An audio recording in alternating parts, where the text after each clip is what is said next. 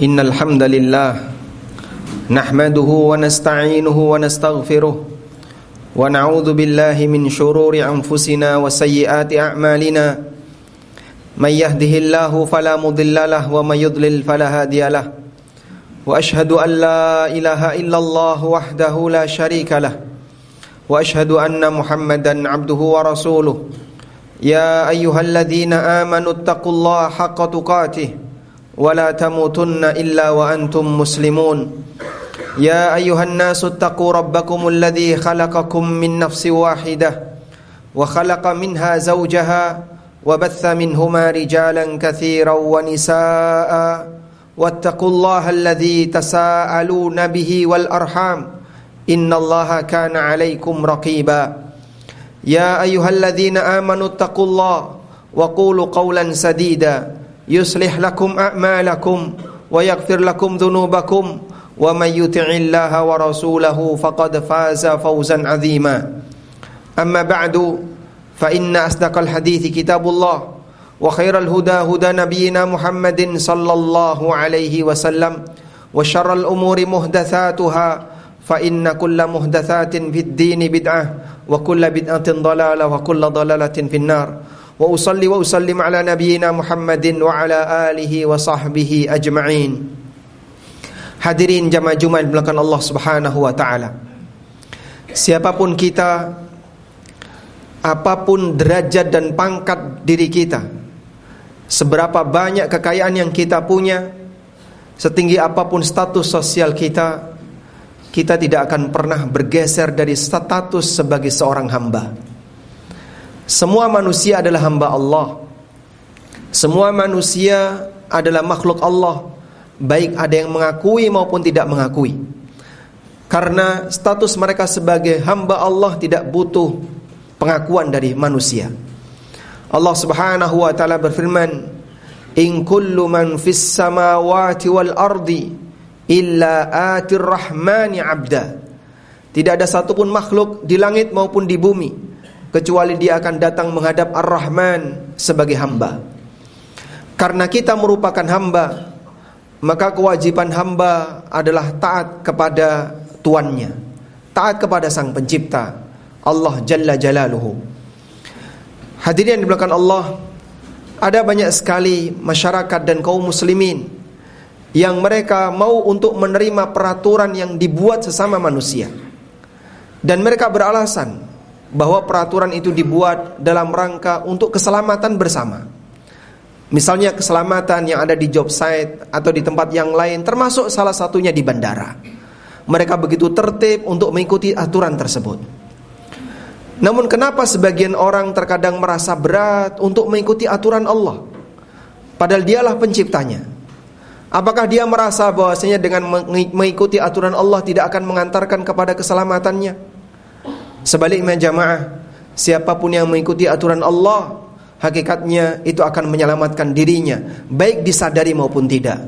Allah Subhanahu wa taala berfirman di surat Al-Anfal ayat 24, "Ya ayyuhalladzina amanu istajibu lillahi walir rasul idza da'akum lima yuhyikum."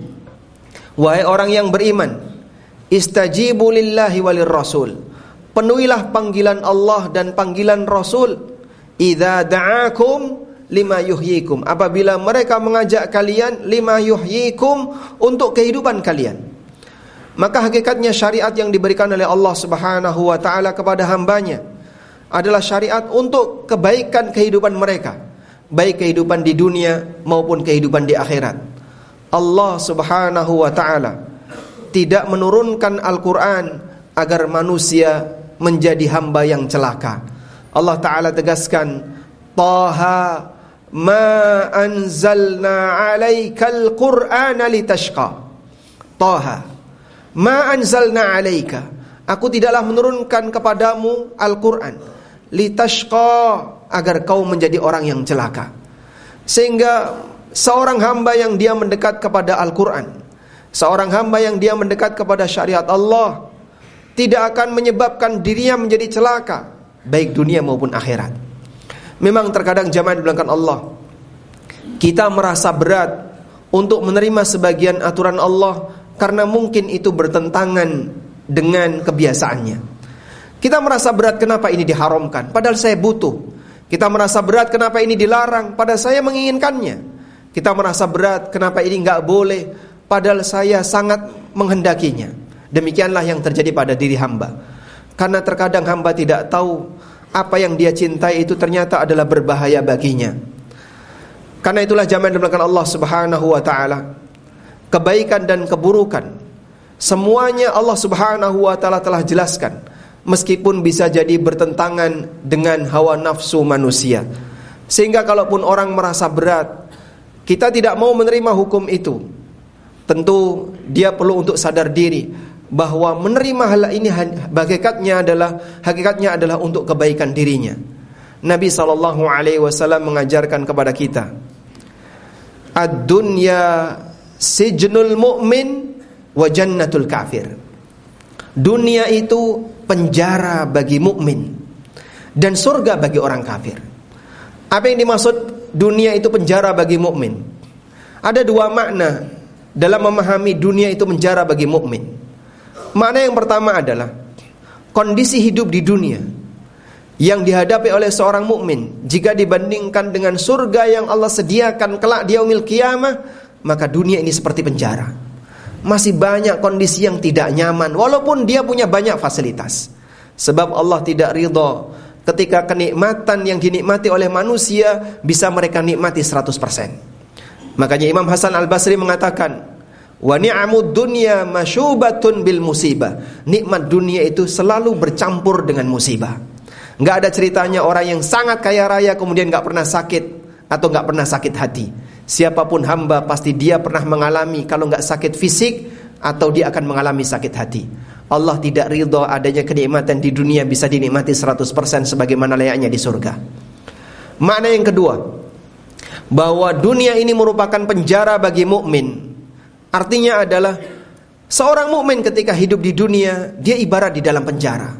Ada banyak larangan, ada banyak yang diperintahkan dan kewajiban. Sehingga kalau dia pingin selamat di penjara ini, dia jangan sampai melanggar larangan itu dan dia harus menjalankan perintah itu. Dan seperti inilah suasana perasaan yang perlu kita hadirkan. Kenapa saya dilarang ini, kenapa saya dilarang itu? Karena kamu sedang berada di penjara. Mukmin hakikatnya sedang berada di penjara.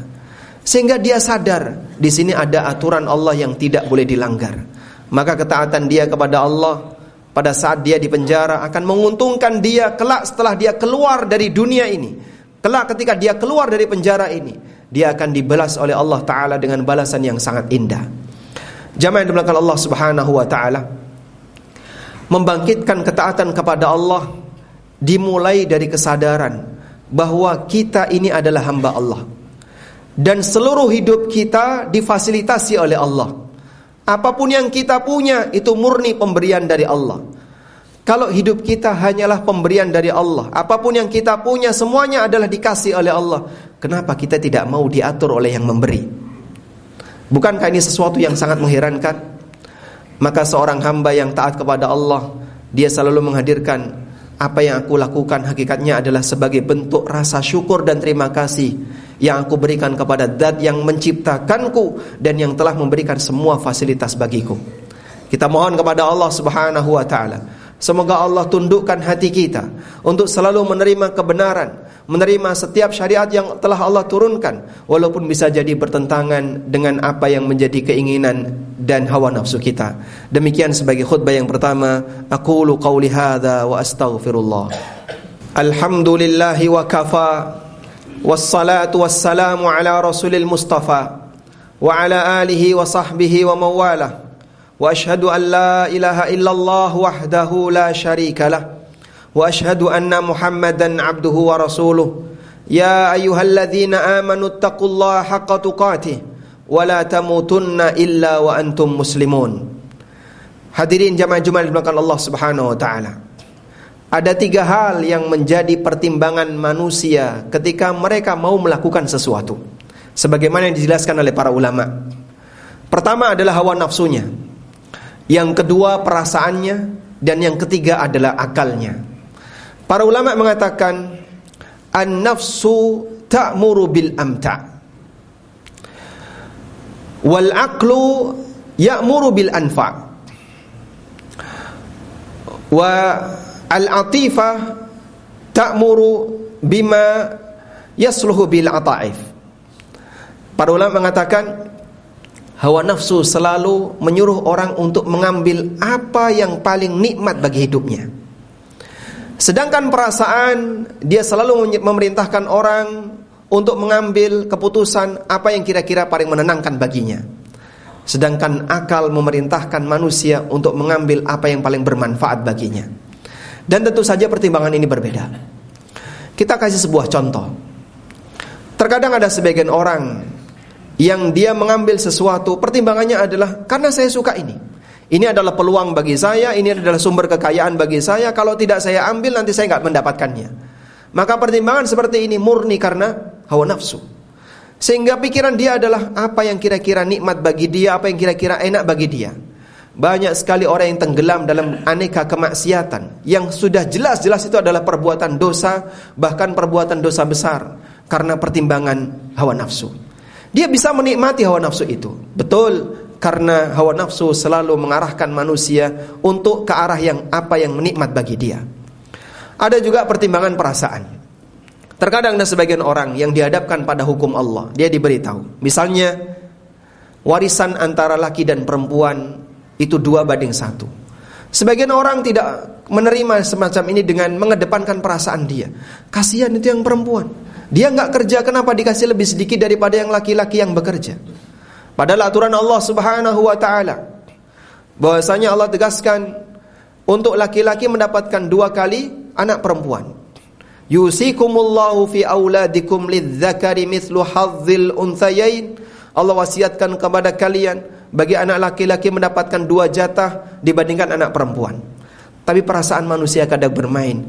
Ini perempuan kasihan. Makna kasihan ini adalah yang tidak sejalan dengan perasaan, itu pertimbangan perasaan. Bagaimana akal berkata? Akal akan mengambil pertimbangan apa yang paling bermanfaat bagi hidup manusia.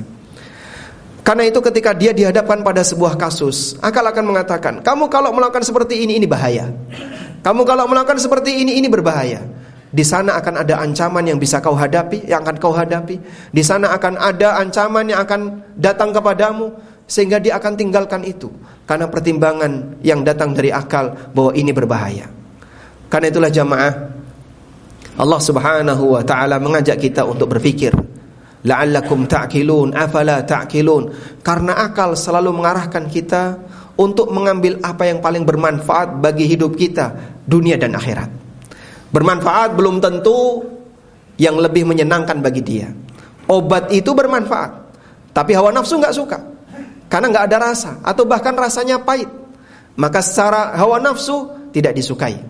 Perasaan mungkin tidak suka dengan obat, karena perasaan akan lebih mengasihani dirinya. Kasihan diri kamu kalau kamu terlalu sering mengonsumsi obat, maka nanti kondisimu tidak nyaman. Tapi akal berkata beda. Akal akan mengatakan, ini bermanfaat bagi kamu. Sekarang kamu minum ini biar kamu nanti sehat. Akan ada waktunya kau bisa selamat dari situasi seperti ini. Terkadang bagi sebagian orang makanan sehat tidak dia sukai, tapi akalnya berbicara, ini manfaat bagi kamu. Apa yang bisa Anda bayangkan ketika kita berhadapan dengan aturan dan kehidupan yang ada di sekitar kita? Maka akallah yang akan menentukan mana yang lebih bermanfaat bagi kehidupan kamu. Apakah hawa nafsumu mengikuti apa yang nikmat bagi kamu, ataukah mengikuti perasaanmu, ataukah mengikuti aturan Allah Subhanahu wa ta'ala? Karena itu jamaah yang dimuliakan Allah Subhanahu wa ta'ala, tidak semua penilaian yang diberikan oleh manusia itu berujung kebenaran. Karena penilaian kita bercampur. Ada penilaian berdasarkan hawa nafsu, ada penilaian berdasarkan perasaan, ada penilaian berdasarkan akal. Standar yang bisa kita gunakan adalah apa yang sesuai dengan panduan Allah dan Rasulnya sallallahu alaihi wasallam. Allah tegaskan dalam Al-Quran, ittabi'u ma unzila ilaikum min rabbikum wa la tattabi'u min dunihi awliya. Ikutilah apa yang telah diturunkan dari Rabb kalian dan jangan ikuti yang lainnya. Demikian berkaitan dengan masalah aturan. Kita mohon kepada Allah Subhanahu wa ta'ala, semoga Allah jadikan kita sebagai hamba yang memiliki hati yang qanaah. Qanaah dalam menerima apa yang diberikan oleh Allah, baik berupa rizki maupun aturan. Karena hamba yang qanaah maka dia akan selalu merasa bahagia dengan pemberian yang telah Allah berikan kepadanya. Allahumma salli ala Muhammad wa ala ali Muhammad kama sallaita ala Ibrahim wa ala ali Ibrahim innaka Hamidum Majid. Allahumma ighfir lil mu'minina wal mu'minat wal muslimina wal muslimat al ahya'i minhum wal amwat innaka sami'un qaribun mujibu da'awat ya qadiyal hajat. Rabbana ighfir lana wa li ikhwanina alladhina sabaquna bil iman wa la taj'al fi qulubina ghillan lil ladzina amanu Rabbana innaka raufur rahim. Rabbana hab lana min azwajina wa dhurriyyatina qurrata a'yun waj'alna lil muttaqina imama. Rabbana atina fid dunya hasanah wa fil akhirati hasanah wa qina adzaban nar. Wa sallallahu ala nabiyyina Muhammadin wa ala alihi wa sahbihi wa sallam wa akhiru da'wana anil hamdulillahi rabbil alamin wa qumu ila salatikum.